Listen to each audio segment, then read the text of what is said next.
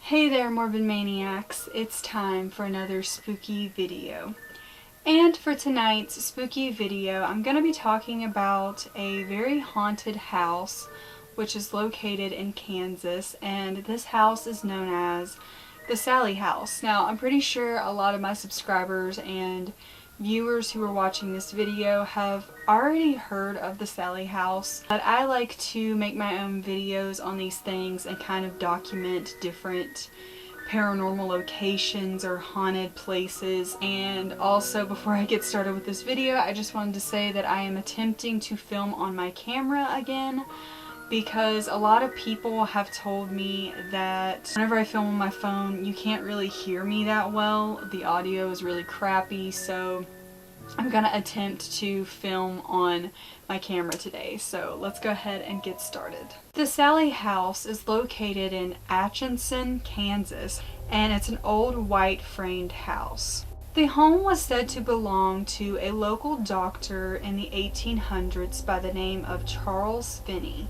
The doctor lived upstairs while the downstairs stayed the examination rooms and the office space. One day, a frantic mother carrying her 6-year-old daughter Sallie came running into the doctor's office. She complained that she was having pain in her abdomen, a headache, and a toothache, I believe. The doctor immediately diagnosed the little girl with appendicitis and knew there was no way that he could delay the surgery. Believing that Sallie's life was at risk, he began cutting her open before the anesthesia took full effect. Sallie's screams suddenly stopped and she grew pale and limp.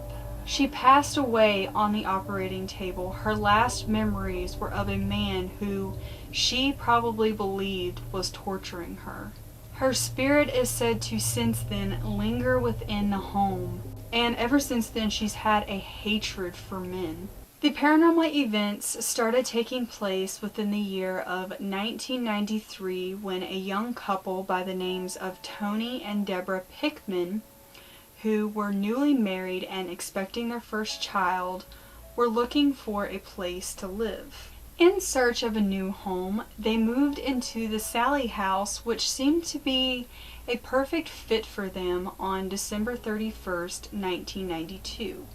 When they first moved in, the paranormal events started off as very subtle. Their dog would bark and growl intensely at the door of the nursery room, and their cats would stare at unseen forces. Sometimes their microwave or stove would beep as if it had been set off. Their lights would flicker on and off by themselves. They would feel cold spots in the home. And their child's toys would mysteriously go off by themselves, producing noises of music, hums, and distant sounding voices. When they first brought their newborn home, they struggled almost every night to get to sleep because the baby would just randomly wake up in the middle of the night as if it were being disturbed. It didn't matter if the baby had eaten, if it was changed, or if it had been cuddled and wrapped up. It were as if something was waking it up. A lot of their electrical devices would also turn off and on by themselves, such as their TV, their radio, and their vacuum cleaner. One evening, when Deborah was asking her neighbors about the home, they had mentioned that they seen a strange light on in the nursery room window. And Deborah had reassured them that no one had been in the nursery room in the middle of the night, and there was no light on.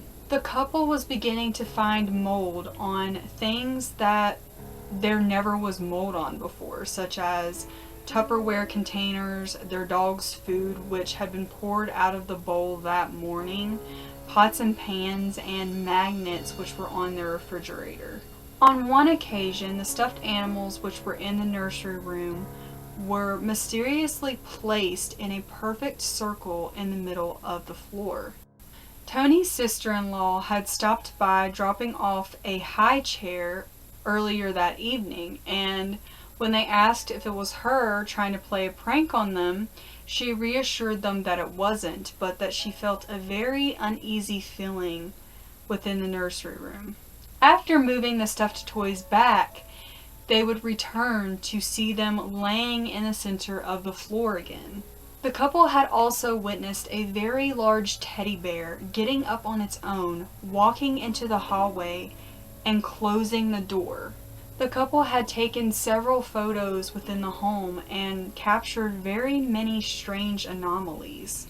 Not long after experiencing some of this paranormal activity in the home, the couple decided to contact a psychic by the name of Barbara Connor.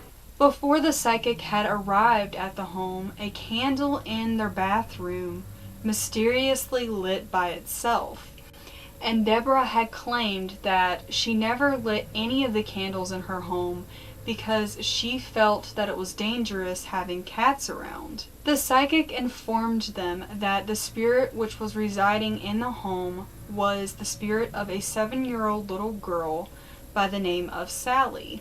They believed that the bad things that she did in the home were a result of how she passed away. And like most young children, she needed to be disciplined. They were told to make a set of rules to discipline the little girl's spirit, such as remove a toy from her box, send her to her room, or send and remove her from the home. Because of being told that the little girl was looking over their baby as if she were a guardian angel, they did not want to send her away. Deborah grew extremely grateful for the child's spirit and grew very fond and attached to her, and was also looked up to by Sallie because she was the motherly figure. Sallie felt the most comfortable with this family, and that's the reason why she decided to make her appearance known to them instead of any other person who lived in the home prior. And it was also said that she probably would not leave. Barbara had also suggested giving her some items of her own so that she would not only leave them alone, but also their belongings. They then had bought Sallie her own baby doll and placed it in the corner of the nursery room, where Barbara had informed them that Sallie tended to stay the most, and so they placed a box of toys in that corner just for her. They were told to treat Sallie as if she were a normal person, and so they did. Tony, however, felt very weird and freaked out by speaking to a dead child's spirit, and so he refused. They were also informed to be careful about leaving their baby in his swing by himself, because the young child's spirit could unintentionally harm him. Sallie could supposedly walk through walls, move things, turn things off and on, and more. And often the couple would smell strange odors or smells within their home, such as sulfur and also cherry Kool-Aid, broccoli, and perfume. Very, very random things to smell within a home. They were told that these smells were smells that Sallie had been fond of. I would also like to point out that I have heard before that anytime you smell like the odor of sulfur or just something like rotting or decaying within a home, that's usually a sign of something negative. Tony had a strangely vivid dream of a little girl wearing a blue dress, standing outside their home with brown hair. And there was also a little boy which was sitting on the ground leaning up against a tree. The psychic had also explained to the couple that the little girl could communicate with them through their dreams. One time, Deborah had placed a piece of construction paper and crayons within Sally's corner, and she wrote on the paper, "Hello Sally, how are you?" When she came back in and took a look at this piece of paper, it had written on it what looked to be the number 7 and the word "like." The couple had found many candles in their home which looked to have lit all by themselves, and on one of these candles there appeared to be burnt finger marks. They would find pictures hung upside down on the walls, and photographs would develop either days or weeks after taking them. Hair pulling, the manifestation of odd substances appearing on the basement floor and walls, feeling of being pushed, possession, equipment malfunction, objects moving and levitating all on their own, weird shaped and colored orbs appearing in photographs which were taken within the home. Bricks have also flew at people's heads out of nowhere. All of this has occurred within the Sallie house. There have also been sounds of animals, girls, boys, men, women, and mysterious voices speaking inaudibly and in English by the naked ear and caught on EVP. Items have been misplaced, lost, only to be found again in another area of the home. Phantom furniture sounds have been heard before in the home, as well as thumps, thuds, knocks, and scratching on the walls. Sally is known to harm many investigators who visit the home, but the main person she tends to give physical harm is Tony himself. People have experienced unexplained cuts, burns, and scratches all within the home, but Tony has experienced these on many different occasions. A few times he was even knocked on the floor and pinned down by some unseen force. But the spirit never attacked the baby or Deborah, however. The family had bought Sally her own boy baby doll and placed it in its package in the corner of the nursery room. Now, I don't know if this is the same exact doll that they were talking about prior, but it could be. I don't really know. They had removed all of the twist ties from the doll to make it easier for her to get out of its package. Weeks went by and the doll seemed to be untouched, until one day Deborah walked in to change the baby and went to grab a few more items. When she looked in there, she noticed that something was off in this room. And that's when she noticed the boy baby doll sitting in the middle of her baby's crib. When she glanced back to this corner, however, the baby doll was still in its package as if it had never been touched. In October of 1993, Tony had actually seen the apparition of the little girl known to be Sally. On this morning, he was in the kitchen and he grabbed a glass from the cupboard. When he turned back around, he seen the little girl standing there. He dropped the glass, shattering it on the floor. He looked down when he heard the noise of the glass shattering and looked back up to see the spirit of Sally gone. Once he had cleaned the glass up, he had drew a photo of the little girl of which he had seen and brought it to Deborah. He described her as having brown hair with a bow which sat on top of her head, a round face, and big eyes. She wore a dress of lace. Not long after Tony had seen this apparition of Sally within their home, the Pickmans decided to hold a Christmas party at their house.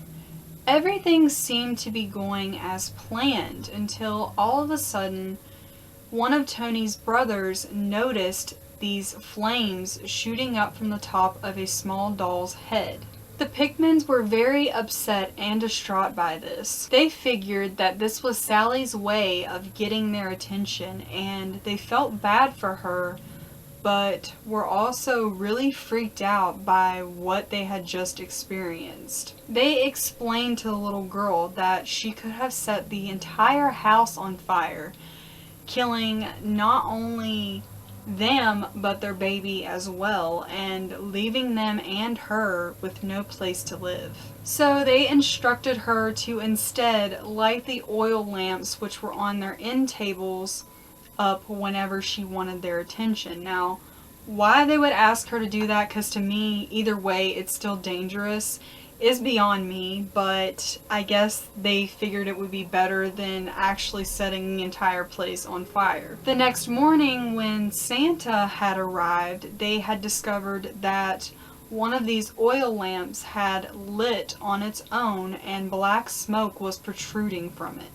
Now, this part really makes me upset because I am a big cat lover, as you guys know. I love all animals and I'm completely against animal cruelty. So if you're sensitive to this sort of thing, or, you know, like animal abuse and stuff like that really triggers you, then I would definitely like skip through this part in the video. It's not like they meant to do it on purpose, but it's still very disturbing. So one evening when Deborah had got up for work, she had opened the dryer to grab something out of it.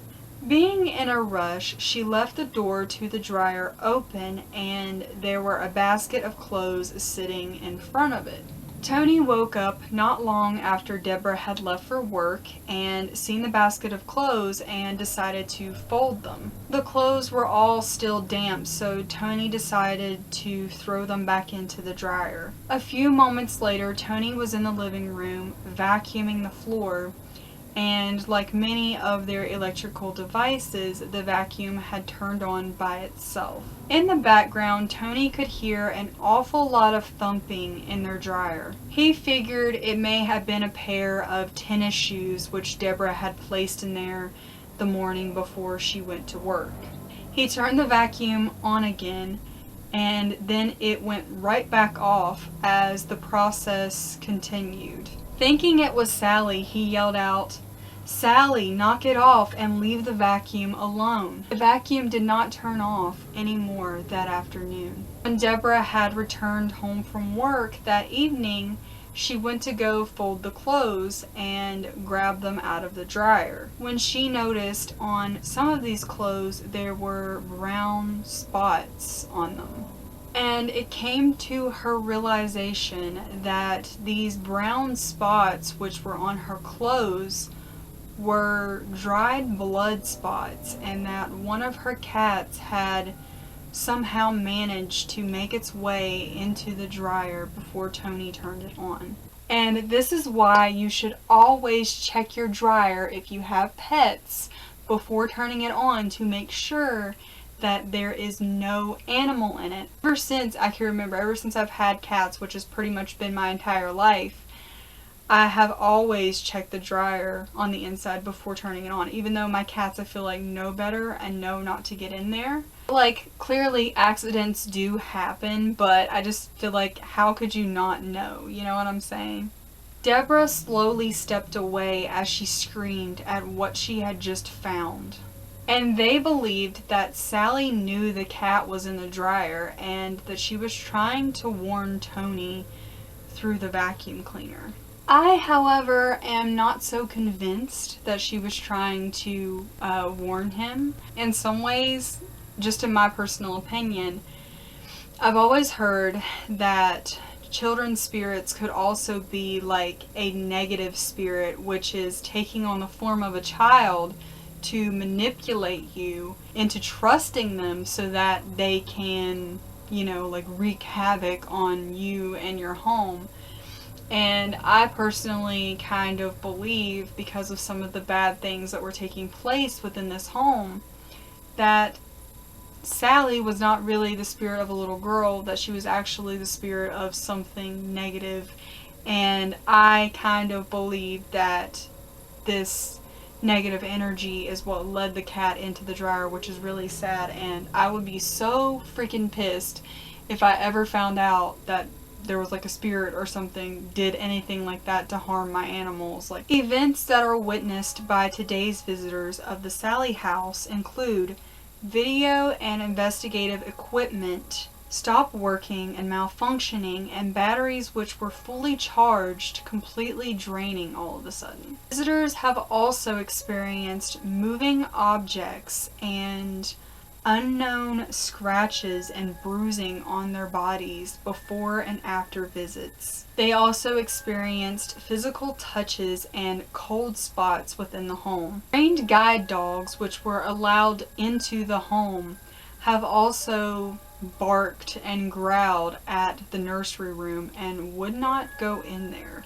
Psychics have confirmed the presence of spirits within the home, and some have actually communicated with them. Skeptics are said to have left believers.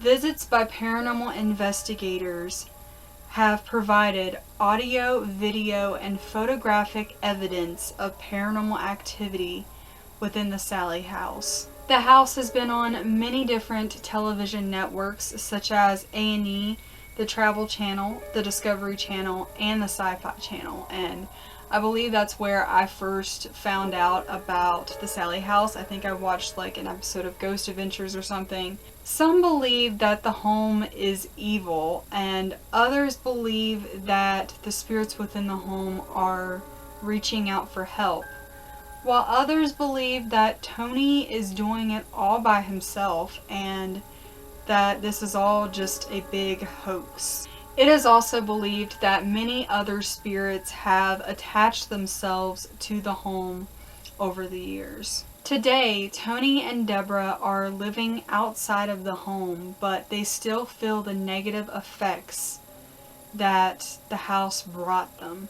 However, they state that with God being on their side and their friends and their family and outside voices, that they are protected. So there was the story of the Sallie House. Now, there could be a lot more on this place. Like, there was a ton of stuff that happened to this couple when they lived there. If I missed anything in this video, feel free to let me know. And also, if you're really interested in this story, then I would definitely suggest going and doing research on it for yourself, because there was a lot of interesting stuff that I'm sure I have not even touched on. What do you guys think of the legend of the Sallie House? I know that now they are doing like ghost tours, and I would love to go there and visit someday. I'm not really sure how I feel about it. Like, I definitely believe the story is true. However, like I said, I don't really fully believe that the spirit which is in the home is of a little girl. I believe that it could be like an evil, negative energy. But that's my personal opinion. I just feel like there was too many bad things that happened to this couple while they were living there for it all just to be a coincidence and for it to just be the spirit of an innocent little girl, you know? So that's my opinion, but let me know what you guys think, and I hope you guys enjoyed this video. If you did, please give me a big old thumbs up, subscribe to my channel if you have not already, and become a Morbid Maniac. And I will see you guys in my next video.